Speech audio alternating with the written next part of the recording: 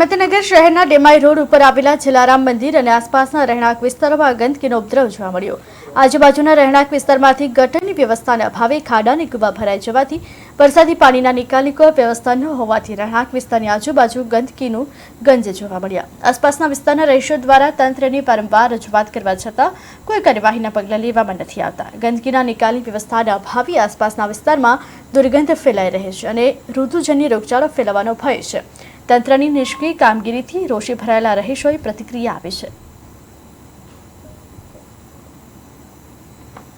કાથડ છે અહીંયા હું અત્યારે ડેમાઈ રોડ સહજાનંદ સી બ્લોકમાં રહું છું 204માં અને હું છેલ્લા 5 વર્ષથી અહીંયા રહું છું।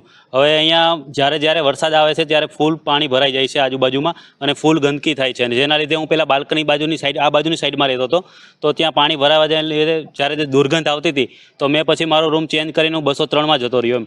તો એ બાજુ પણ બી ગંદકી થાય છે, પાણી ભરાય છે અને અહીંયા રસ્તો બધા બ્લોક થઈ જાય છે। પાણી એટલું ભરાય કે એવું લાગે કે જાણે દરિયો છે। આપણે ગાડી લઈને આવતા હોય તો ખબર નથી પડતી કે ક્યાં ખાબોચ્યો છે, ક્યાં થાય છે।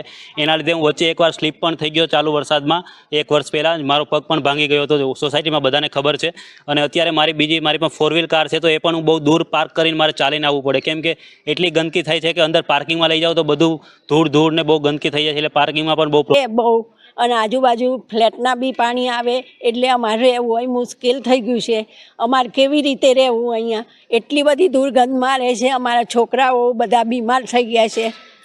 હવે આનો કંઈક નિરાકરણ કાથડ છે અહીંયા હું અત્યારે ડેમાઈ રોડ સહજાનંદ